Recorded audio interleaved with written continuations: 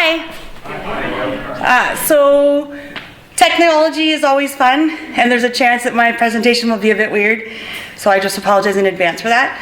Also, public speaking, a little nerves, so I apologize in advance for that. I'll tell you a little bit about myself and then we'll start. So my name is Karla. I've been going here for about 2 years-ish. I used to work for the Salvation Army. I met Robbie, one of the 4 guys who was here this morning in my previous job. He's here today and sitting in church for the first time in a long time, right, Robbie? Yeah. And now I work for Union Gospel Mission. I'm managing a recovery home for women and babies and mobile mission outreach in Victoria. Yeah. So, by no means am I an expert on what we're talking about today. I think you have to have lived experience to be an expert on that. But I do have some stuff to share. Robbie's an expert, he's saying. Yeah. So, let's begin. This is going to be interactive. I'm going to ask you to talk to your neighbors a bit because I'm not a pastor and I don't preach. So just a warning for that as well. I've given you all one more warning. Some of the stuff might be a little bit activating or triggering for you. A lot of it's kind of deep and heavy. So if you need to step out at any reason, at any point, I won't be upset. If you want to talk to me afterwards to unpack something you're feeling, we can do that. So, okay. And I also didn't prepare by printing, so I have to look backwards every few seconds. And my mouse is not working. Chris, can you click it? My lovely husband, everyone.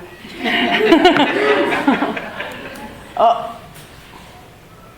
I did say technology was challenging, didn't I? Yeah. Is it not working at all? Try the arrow. Okay, all right. So let's have a little discussion. Just really quick, 2 minutes. How would you say the issue of homelessness has affected you? And what do you think is the cause of homelessness in Canada? And what can the government do? And maybe what can we do? So just people near you, just have a quick conversation. If there's one of these questions that stands out for you, just talk about that one. Okay, go ahead. Talk with your neighbors.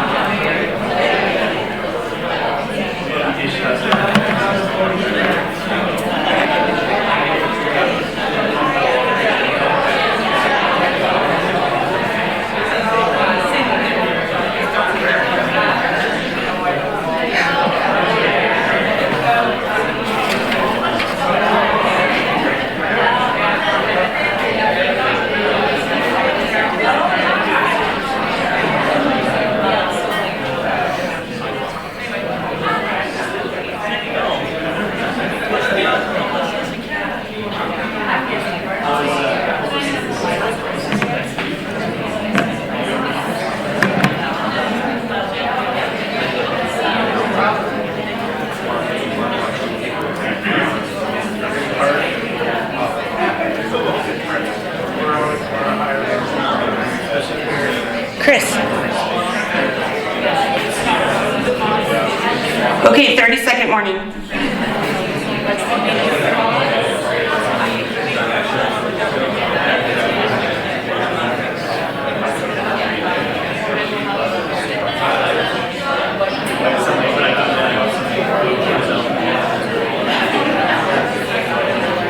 Okay, all right, let's come back together. I hate always being the one to interrupt great conversations, but okay, so the one I want you to keep in your mind that hopefully we can answer today is what is the number one cause of homelessness in Canada? You might have thoughts on that already, but after today, hopefully you'll have a really clear answer. Okay, so I warned Robbie when we were sitting back there that this next part might be a little bit activating or triggering for him because we're going to go there and discuss them. So we're the us, and then we're talking about the them. So some common ideas about them would be that they are addicted or poor or homeless. So what are some other, who are those people? So just, I mean, Robbie, thank you, Robbie, for being here today. But let's think about our stereotypes. Like maybe the things that, the fears that you might have, the things you don't understand. What are some of the stereotypes that the average Canadian, not us, because we're kind, loving people, but the average Canadian, what are some of the stereotypes they have of people who are street entrenched, living in addiction? Sorry? Racism. Okay. Yeah, there's definitely some racism. So what are some things that people might say or believe about people that are street entrenched? That they were thieves. Sorry? They steal. Yeah, they're thieves. Yep. They're a burden on our economy. Yep. They're lazy. Yep. Okay. Yeah. Sorry? They're smelly. Yeah. Don't they have a choice to get themselves? Yeah. Why don't they just pull them up by their bootstraps? Right? The guy got a job when he had no haircut or Yeah. teeth to brush. Yeah. Okay, so here's just a few more. So, and Chris, you might have to click if it's not working. Okay, so dirty, shameless, addicted, lazy, smelly, dangerous, good for nothing. What? Moochers, thieves, pathetic, worthless, diseased, bothersome, crazy. Imagine carrying that label with you everywhere you go. Just sit with that for a second. Okay, so now we're going to do a little activity. Is anybody familiar with Jacob's Well from Vancouver, downtown East Side? So do you know Jacob's Well? Yeah, okay, so they're a Christian organization and they do meals and outreach and just support and love people. And this was a presentation they put together years ago. I've used this for years with my volunteers when I was a volunteer coordinator, just to help people understand the causes of the problems that we see. So I've adapted it a little bit over the years, but this is based on their work. So imagine there's a bowl of stones in front of you. Each of us has a bowl of stones in front of you. And I'm going to read some scenarios. And as I read them, you're going to choose which ones apply to you and imagine yourself picking up a stone. So at the end, we'll have a number of stones in our mind. Okay? So let's start. If it's confusing, I apologize, but let's just start. So imagine picking up a stone if you have lived most of your life in a safe community. Okay, so if you have, in fact, lived in a safe community, imagine now you've got one stone. Okay, I'm going to turn sideways so you can hear me. Okay, number 2, your parents or your grandparents were never stolen from their communities and taken to a residential school. Okay, 3, you have never had to leave your home because you were in danger. So if you've got all 3, that's 3 stones now. Okay, 4, you were raised by your biological parents. In other words, not in foster care. Okay, next. You grew up in a home untouched by divorce. I bet you a lot of us won't pick that stone up. Yeah. Okay, you were raised by someone who never lost custody of you. One or more of your parents had at least a bachelor's degree. Your parents owned the home you grew up in. You traveled for vacation before the age of 18.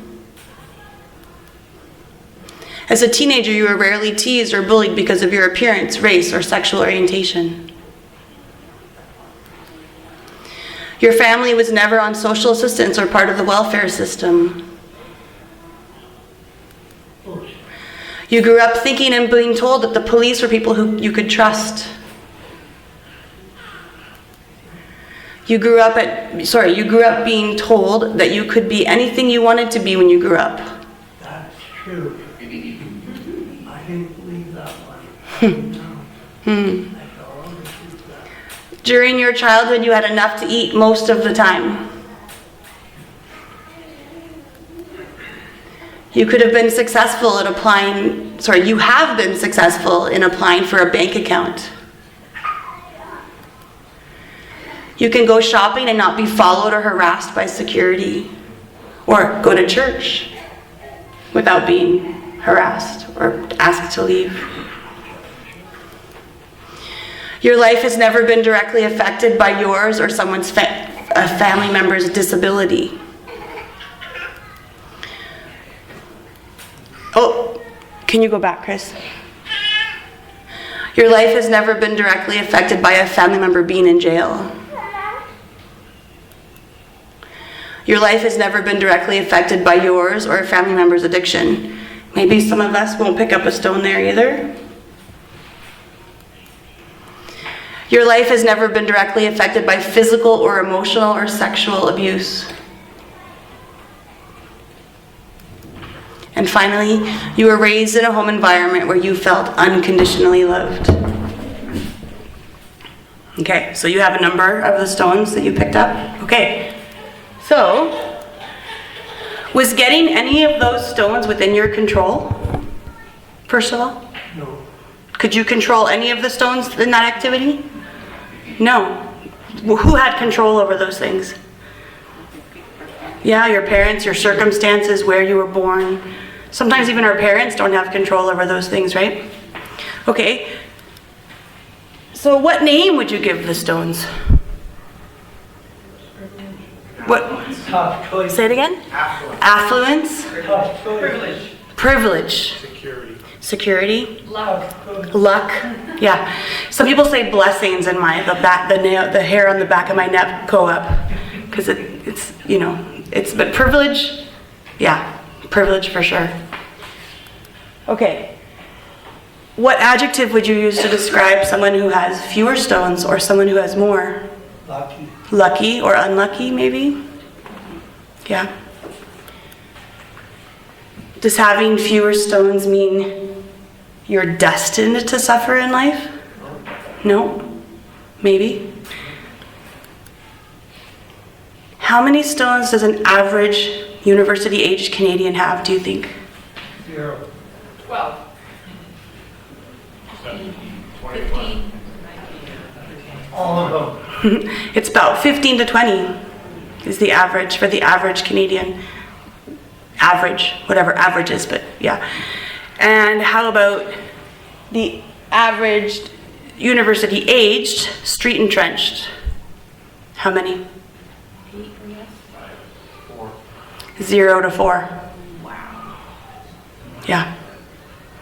0 to 4. And this was done at universities on the Lower Mainland. They would go and do this presentation. They would actually do surveys. So this is like statistical. It's not just anecdotal. Yeah. So does having less stones mean that you're destined to be them? No. So here we can look at a Venn diagram. I love Venn diagrams. Yeah. So we have on one side privileged, relatable, because we understand basically where we've come from for the most part. Lucky, us. On the other side, marginalized, misunderstood, unlucky, them. But guess what? We are all God's beloved children. So what do we do with that, right? That's the question. What do we do with it? So God's beloved children, every one of us. So here are some things we can do. And this is where I'm going to get a little bit prescriptive. So first, you can be aware of them. It's okay to be uncomfortable with them. Them being the stones or the trauma. Like we could call the absence of stones trauma, right? We can choose humility. We can choose we could choose lovingly how we interact with those who have fewer stones. We can also guess that there's people who have fewer stones than us and approach people with that mindset. We can also choose to listen to stories that others have to share. Everybody wants to tell their story.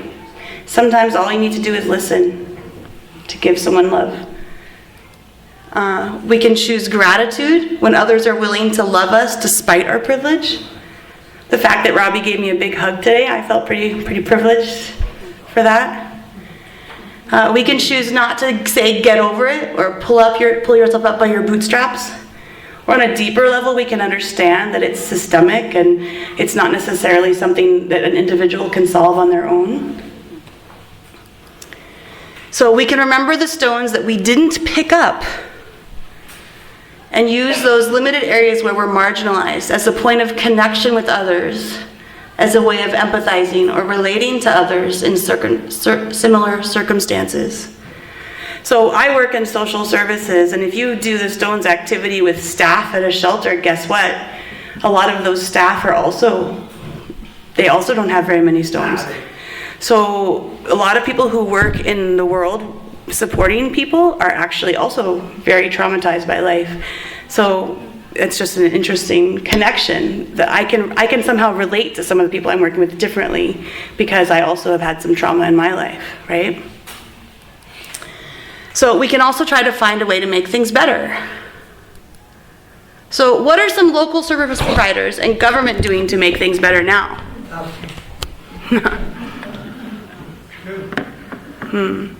I think there's some places doing good stuff, Robbie. I have nowhere to go. I'm a good guy. You're here. That kind of age. Okay, what are some other things that are happening? What are social service providers? What is the government? What is the city of Victoria trying to do? Housing? Is housing the solution to everything? No. No, it's part of it. You gotta teach people how to live again. Did everybody hear that? Pay their bills. I didn't know how to do none of that when I met my wife. When I got divorced, my dad told me to stay away from women for 7 years and you'll learn how to be a man. So it's not just about housing, it's about support. There's I don't know if any of you know Krista Loughton. She's a city councilor in Victoria. She made a really great documentary called Us and Them. I encourage all of you to see it.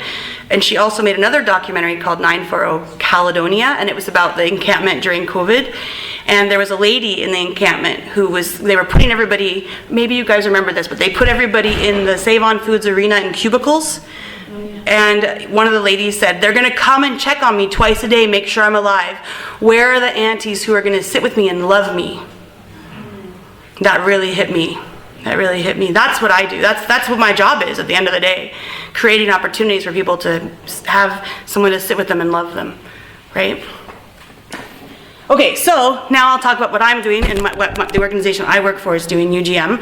Some of you know because you've been involved with some of the stuff we've been doing. Shirley and Jerry, for example. So let me tell you a little bit about what we're doing. So we're doing outreach. We've just hired our outreach supervisor, our mobile mission supervisor. So we will be bringing food and supplies and spiritual care and connection to people who are street entrenched, people who are living in their boats, living in their cars, living in tents. Bottle depots are a place that we will go a lot. There's a lot of people hanging out at bottle depots. The idea is to make connections with people, to tell them that there's other options for their lives, to help them find another avenue to take to get to the life that they want, to help them navigate life. So that's outreach. That's our outreach van. You'll see it driving around Victoria. Actually, the whole CRD, we're planning to go out as far as Souk is the plan. And then Arrow Home. So some of you have seen Arrow Home. Arrow Home is a home for 6 women and babies and women who are perinatal substance users, or they were born, they were pregnant while using, and then they give birth, and their babies are required to be in a non-drug environment for very good reasons. And so we will have recovery programming. We will have supports for moms to learn how to parent, learn about attachment, because attachment is a thing that people don't understand if they weren't themselves raised by loving parents. So helping moms to learn how to parent and basically get clean and stay clean and become their full version of themselves. There's a really good activity that we do in recovery where we have people write down their priorities. So they might say, you know, my family, my friends, my job, my health, my travel, whatever things that we have as priorities in our lives. Guess if you ask someone who's using drugs and addicted to drugs what their priority is. What do you think, Robbie? Can I share a project? Okay, after. Can we share after? Is that cool? What does to deal with that? Okay, well, let's talk about it after. What do you think the average person who's in addiction, their priority is, or their priorities are? getting the substance, and then when they're withdrawing, feeling better, so using again, and then feeling worse, and then feeling better, so using again. So their priority is feeling okay. It's not about getting high anymore. It's just about feeling okay. So that their only priority is substance, the substance that they're using, their drug of choice. So for us to help moms to learn what other priorities they could have in their life. I mean, they're gonna have a baby that they wanna try to keep, so that's a big motivator. But then maybe they have hobbies and maybe they have interests. So we'll have horticultural programs, we'll have art therapy, trying to help these ladies connect with themselves. So. So there's a very similar program in Vancouver called Sanctuary that's run by UGM, and they have a success rate of 80%, which is phenomenally high. And it's not because of the program. I mean, maybe it's a little bit because of the program, but it's mostly because these women are motivated, very motivated. So, what are local churches doing to support people? Rob said to me today that this is the first time he's come into church in how long? Many years, where people didn't tell him to leave. So good on us. That's one thing churches can do, is just welcome people in, right? What are other things that you know churches are doing? Soup kitchen. Yeah, soup kitchens, yeah. Teaching our youth to be more helpful with the reading. Definitely, we can teach our youth to be more understanding and helpful. Yeah. What else? Okay, so that's a big question for us maybe, isn't it? Especially if we do move to this new location, it might be right in front of us more, figuring out what is God calling us to, or what do we feel compelled to do. And it might be just pray for people. It might be just say hello, good morning. It might be more. Yeah. So, this is what I want to leave you with. Loving our neighbors is one of the clearest calls we hear as we listen to the words of Jesus. But how do we care for those around us in a way that maintains everyone's dignity, builds on strengths, and dismantles societal barriers? Because you can't just fix people, right? So that's something to think about. And that's everything. Now, I don't know if you guys want to ask questions. I don't know. Do we have time? Does anybody have questions or comments or something that you're aching to say? Robbie, we'll talk later. I just want to share one thing. Okay, well, maybe after the service, we're going to have lunch, right? So maybe we can have lunch together, Robbie, and then you can share. Would that be cool? Okay. Does anybody have questions? No. Oh. One thing I didn't see really mentioned in all that was the mental health piece. In my experience, it's huge. Family members For sure. in trouble. And mental health is the critical piece, not the only. Yeah. I think mental health can often be brought about by trauma. And I think also, if we think about drug use, like fentanyl, for example, or meth, it's like a brain injury. You have a brain injury, so it creates mental health challenges. So sometimes we meet people were in the mental health system that were dropped off at the street, like they did that in the 80s and the 90s. So definitely that was a big problem in the past. I think we have a lot of dual diagnoses. So that's people who have mental health diagnoses and addiction. But I think the reason why it's not emphasized is that it's such an obvious thing. It's such an obvious challenge that people who have mental health struggles are more likely to become marginalized and street entrenched. But yes, definitely. We will be working with women at Arrow Home, and we've just gotten we have two participants coming, and we were just looking at their diagnoses and medications they're on: anxiety, depression, bipolar, ADHD, but I'm ADHD and that's okay. But yeah, there is a lot of mental health for sure, yeah. The stones don't address everything. It just sort of gives, I think it's created to surprise a little bit, the things that you might not think about, right? Yeah. Any other questions? Yeah. How do we be a community that is welcoming to everybody, but that also is responsible in taking care of our property, possessions, people, that Yeah. kind of thing? That's a really good question. Yeah. I think this is the question in a lot of cases. I have a friend who used to be a pastor in Duncan, and they built a food bank right near his house, or right near their church. And so there was no public washroom. So people they had nowhere to use the toilet, so they were going to the churchyard because it was the safest place. So suddenly they had like excrement and needles and all kinds of stuff in their churchyard. And the people in the church, it was mostly an older congregation, they didn't know how to respond, and so they would yell at people, and it became very volatile. So that's the question. I think it's just that we have to sort of let our barriers down a little bit and expect less perfection, maybe. Yeah. But that's a good question. I'm still navigating that myself. Other questions?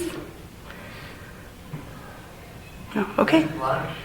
When's lunch? Soon. The sooner I'm done, the sooner lunch will be. Yeah. Okay, thank you guys so much. And if you do want to ask me anything else after, I'm here. So thanks.